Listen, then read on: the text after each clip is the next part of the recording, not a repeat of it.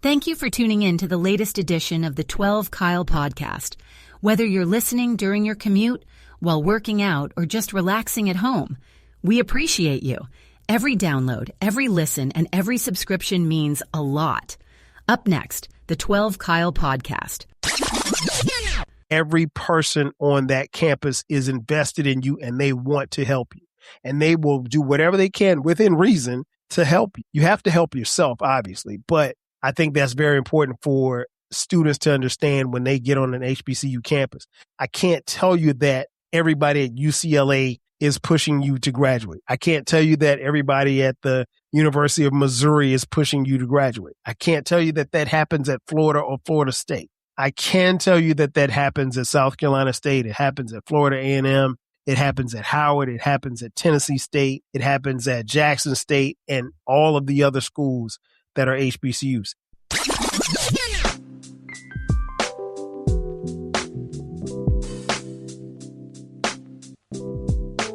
Ladies and gentlemen, thank you for listening.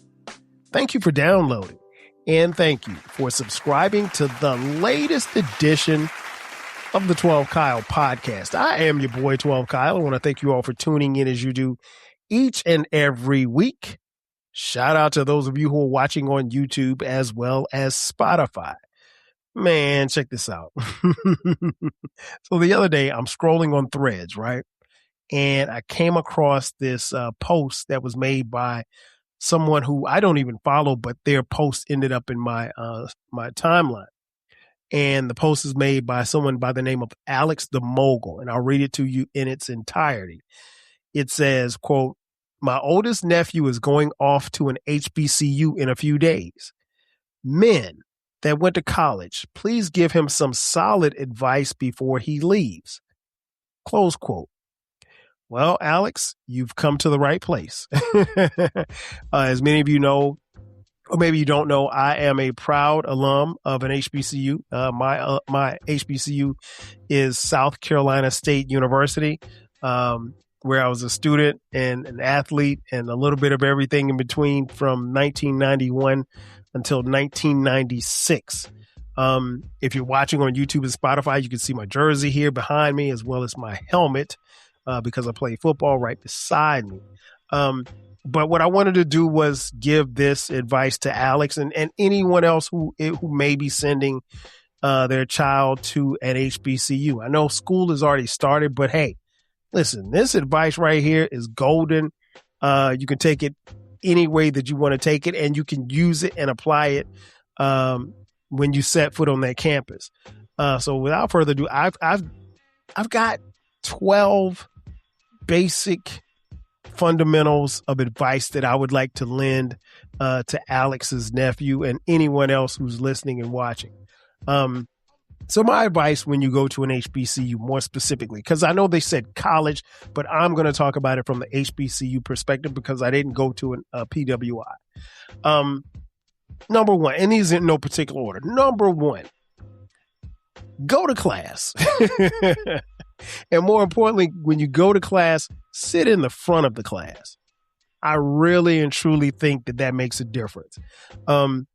I've found personally that when you're in the front of the class, you're more likely to be engaged in the class. If you're in the back of the class, maybe not as much. And if you're in the back of a class that you don't like, you're really not going to do well. And I can say that from personal experience. But one thing I will say is, seriously, kids, go to class. That's what you're there for. I know that it costs money. For some, they're going to go to school for free, and that's dope. But the bottom line is, go to class. You're there to get an education. You're there to grow and develop as a young person. You're there to, in a lot of ways, find who you're going to be and who you're becoming.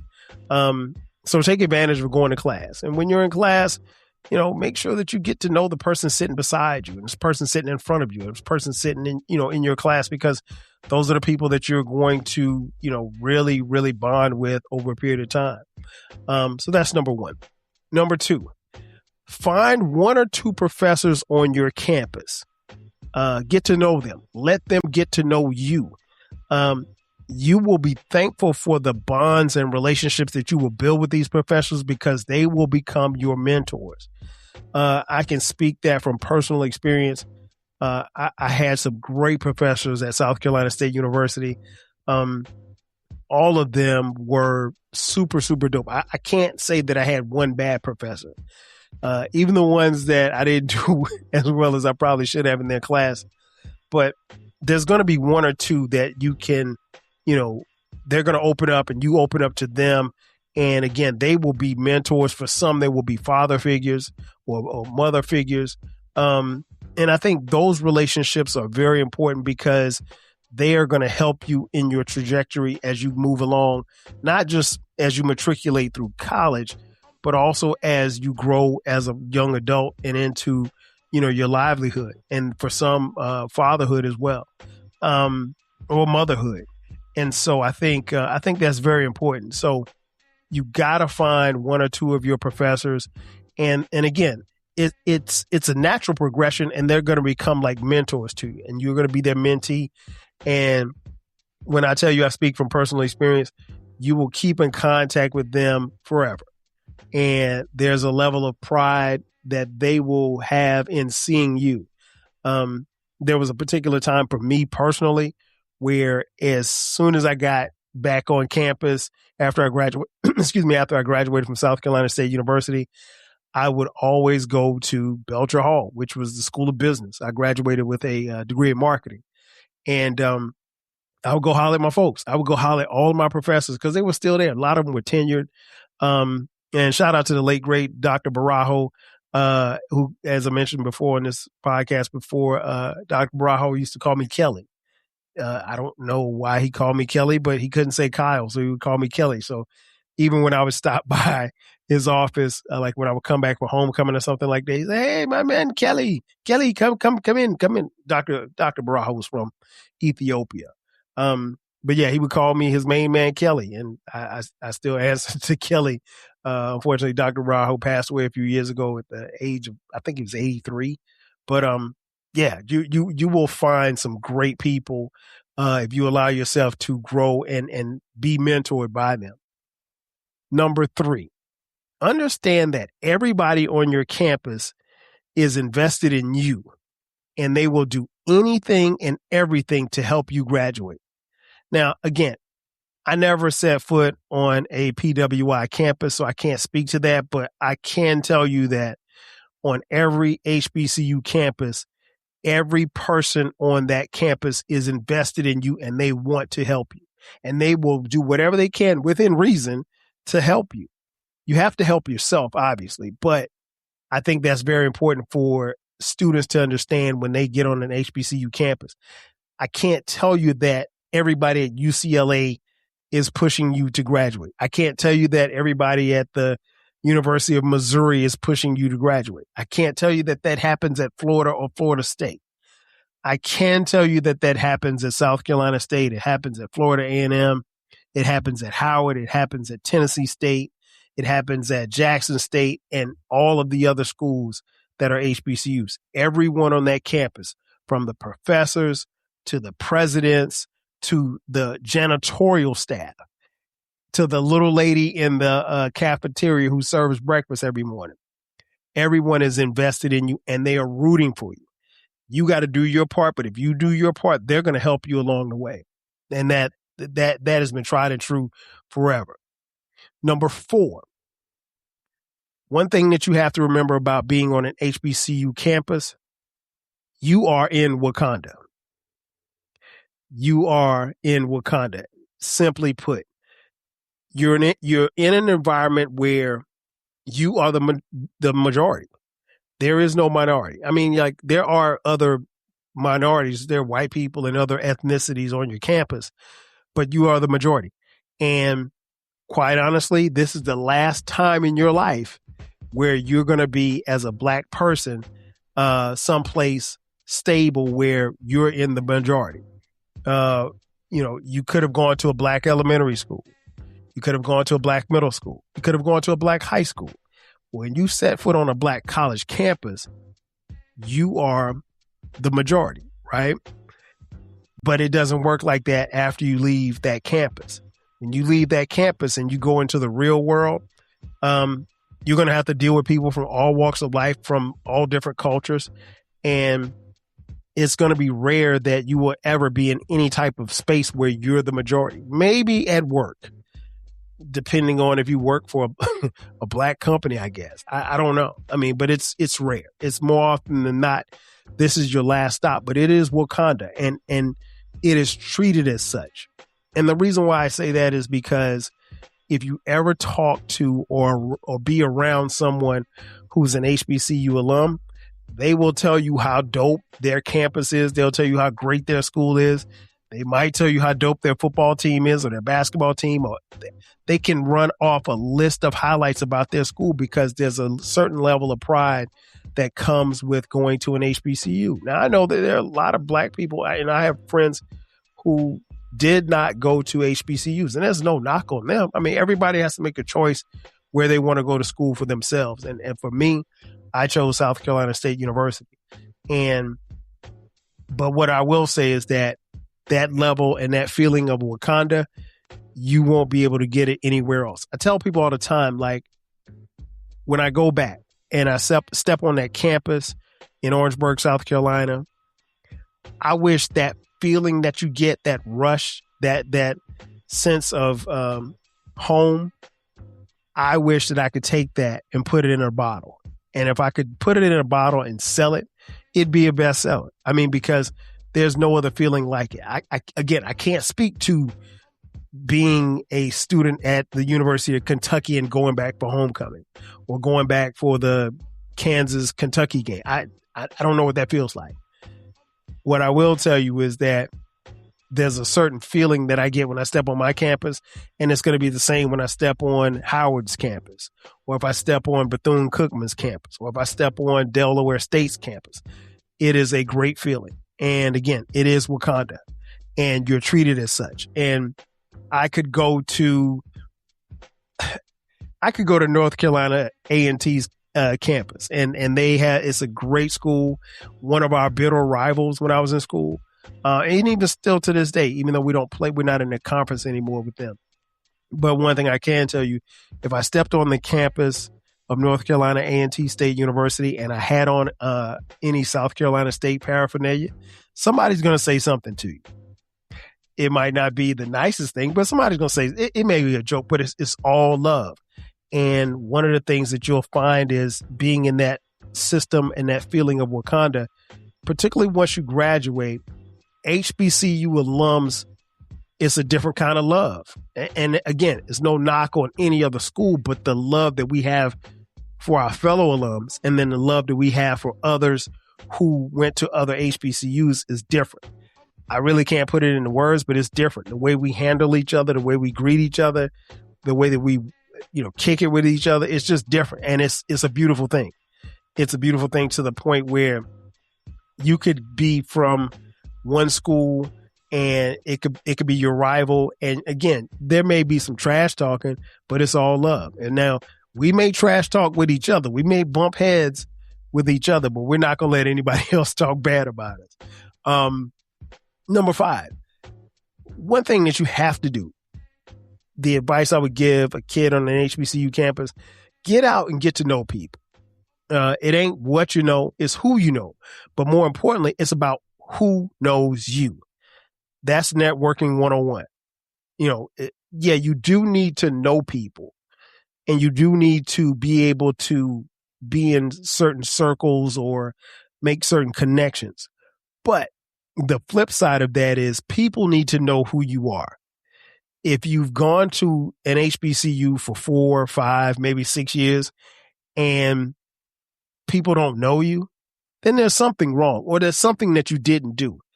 You should be known on your campus. I'm not saying that you got to be the big man on campus or the big woman on campus. I'm not saying that you have to be the person who throws parties and, does all these crazy things or jumps out of windows for fun. Shout out to Psycho. But you have to, people need to know who you are. Like, and I say this all the time, and what I'm going to say is I say this very humbly. There aren't many people who went to school at South Carolina State University in the time frame that I went there that don't know who I am. And I'm not saying that as like I did something extraordinarily special. But they do. Like, if you didn't know, if you were on South Carolina State's campus in 1994, 1995, you knew who Kyle was. And it wasn't just because I played football. I was out and about. People knew me. I know people. And I think one of the things that I tried to do was, build a lot of relationships, acquaintances and stuff like that. And you do that by being out on your campus. You do that by going to parties. You do that by going to class, hanging out, kicking it, just talking to people. But I'm always amazed that there's some kids who go to school and that's all they do is just go to school. And you have to be active. If you aren't active on your campus, if you're not participating in social activities, if you're not participating in, something as simple as going to the athletic games and stuff like that, you're going to get left behind socially. And you don't want that. But like I said, it's not so much about who you know, it's about who knows you. Because ultimately, these are the connections that you're going to make in college that are going to last you a lifetime, because there's going to be bonds and friendships that you're going to get that honestly, you're not going to get anywhere else in life. Number 6, get off to a great start academically your freshman year. The thing that I will say is that it's kind of like flying a plane. You don't have to burn as much gas and fuel to get to your altitude once you get to cruising altitude. But if you start off with a 1.5 after the first semester of your first freshman year, it might be a little uphill battle for you, because, you just want to get off to a good start. And I know that makes it's not easy. I know it's easier said than done. And the reason being is because you're on a college campus and you're away from home for the first time if you're a freshman. And, you have nothing but freedom. No mom, no dad, no grandma, grandpa, nobody, no siblings. Once you finish class for any particular day, you've got the rest of the day to do whatever you want to do. You don't have to wash dishes. You don't have to take out the trash. You're an independent individual and you're growing, and you have to figure out how to manage your time. And a part of that is, studying. It goes without saying, but yeah, you want to get off to a good start academically. If you don't, it could get rough. It could get rough. Number 7, choose your friends wisely. And the reason why I say that is because you can and probably will meet some of the best people you have ever met on your college campus. I say that personally because I think I've gone to school with some of the greatest people who have walked this earth. No lie, male and female. And I never thought that you could have that type of collection of people in one place. And I was blown away. And you have people from different walks of life. And we're not a monolith as far as Black people are concerned. So, me coming from Florence, South Carolina, I knew a little bit about, the other cities and towns in the state of South Carolina, but I didn't know as much. And so when I found myself on campus and I'm meeting some of these people from these little small towns with one stoplight, some of the coolest people ever. And, you're just amazed because you realize that we as Black people are so diverse. There's so much diversity in us that it's not even funny. But yeah, you will make some great friends. I think I've met and made some friends for life. And I feel fortunate enough that I had a set of friends, my crew that I grew up with. And then I met another set of friends and crew that I went to college with, and I'm still tight with everybody to this day. And those friendships and those relationships matter. One of the things that I loved about being at South Carolina State University was that, everybody, there's just so much love. And I can't really put it into words, but there's so much love on that campus. And my campus is no different from any of the other HBCU campuses, to be honest. But you will meet some great friends. So pick and choose your friends wisely. You may find that everybody's not going to be your friend. You may find that everybody doesn't have the same interests as you, and that's cool. Find your tribe. I think that's very important, to find your tribe. Once you find your tribe, you're out of here. Number 8, spend your time wisely. Spend your money even wiser. And the reason why I say that is because, again, when you're in college, particularly on the HBCU campus, you have a lot of downtime. There's a lot of free time, unless you play a sport. But even then, you still have a good amount of free time. It's really about how you balance your time. And if you're not good at time management, you may not be in college long. So you have to spend your time very wisely. Spend your money even wiser, because money can come and go. And I would not make it a habit or advise you to lend money to people unless you don't plan to get it back. Because last time I checked, most of the people in college are broke. And it's some of the brokest times that you'll ever have. Personally, for me, in the 90s, I've never been that broke before in my life and had so much fun while being broke. Sometimes I think about it and I marvel at the fact that we had so much fun with so little money. We would go to parties that cost $2 to get in. There's no party I could go to right now that is going to charge me $2 to get in. Hell, you can't even get a drink for $2 now. But yeah, spend your time wisely, spend your money even wiser. Money's going to come and go. So you have to be, even in nowadays with this, with social media and the idea that you have to look a certain way or you have to wear this type of clothes, that type of stuff. So I understand those kind of pressures and stuff like that. Don't try to keep up with the Joneses because you can find yourself in debt. And buy the stuff that you want to have, and buy the stuff that particularly when it comes to clothes, be smart about what it is you buy. Don't be like this one guy I know who, spent $300 on a polo jacket, wore it twice and spilled bleach on it and never wore it again. And as I raise my hand, I'm talking about myself. So yeah, spend your money wiser.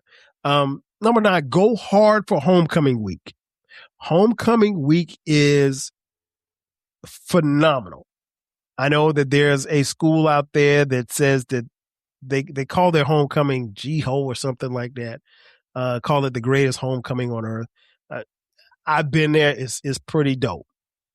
And then there's another school, my school. We call our homecoming the livest homecoming in America. And it is. It is truly the livest homecoming in America. But here's the catch, folks.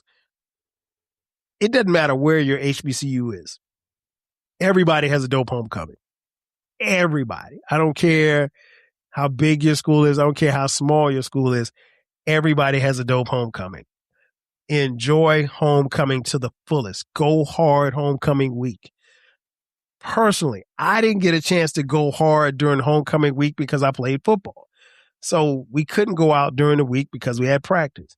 And we only got a chance to go out Saturday after the game. And, one year we lost homecoming and we couldn't go out after the game. But yeah, go hard homecoming week. Go hard the whole week. Have fun. Enjoy yourself. But don't go hard enough to get yourself locked up. Do not go hard enough to get yourself locked up. I'm sure there's going to be quite a few of you who are going to listen to this. You're going to go hard homecoming week, and you're probably going to end up bent over a toilet, praying to the porcelain gods. It happens. Never happened to me because I didn't drink in college, but it could happen to you, and that's okay. That's fine. As long as you don't get locked up. Don't do nothing that's going to get you locked up.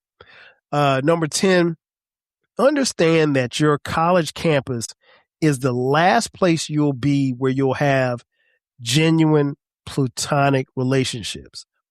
And I think that's very important because college, particularly on an HBCU campus, it's the one place where you got a whole bunch of people, men and women, women and men, men and men, women and women. And there's a lot of love and respect. There's a lot of stuff that goes on between the people, but there's a bunch of platonic relationships, and that's okay. I think once you get out into the real world, it's like, okay, I'm trying to holler at you. I'm trying to kick it with you. I'm trying to see you. I'm trying to date you. I'm trying to be with you. I'm trying to marry you, right? I think in college, there's a bunch of platonic relationships and friendships where I'm a guy, I meet Stephanie, and I have no interest in Stephanie, none whatsoever. And Stephanie has no interest in me, and we're cool. And I think that's the last frontier of, you just meeting chicks that's just cool, just mad. Like, I tell people all the time, I went to school with some of the dopest women that you would ever want to be around. And I had no interest in them. And they had no interest in me. And we still are cool to this day. And when I see them, it's all love. And I don't know that happens in the real world. I think once you get out into the world, we get on this plan of, again, settling down. And don't get me wrong, a lot of people settle down in college. As many of you know, maybe you don't know, that's where I met my college sweetheart. And we've been married now at the time of this recording 25 years.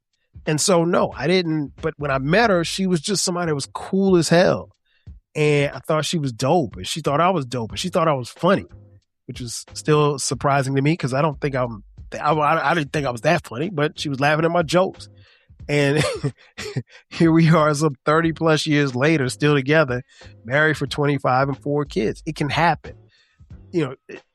Should you go to college looking to find somebody? I wouldn't say that because, what happened with me and my wife, Sharice, it can happen, but it probably won't happen. The stars will align, though. The stars will align, but more than anything else, I think you'll have some great platonic friendships and relationships, and those will last a lifetime. Number 11, don't let a few minutes of pleasure give you a lifetime of pain. If you know, you know.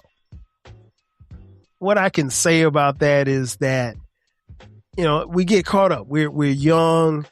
A lot of us are wild. Some of us are very horny. I mean, don't let a few moments of pleasure cause you a lifetime of pain. I know some people that got caught up, got pregnant, had to leave school. Some came back, some didn't. That guy that you loved your junior year in college that you thought was going to be the love of your life turned out to be the deadbeat baby daddy. It can happen. That woman that you thought was so dope our freshman year, she was sleeping with you and 10 other dudes on the team. And now she's your baby mama. It can happen, right? Don't let a few moments of pleasure cause you a lifetime of pain. And last but not least, this goes without saying, number 12, my advice, have fun. Enjoy your time there.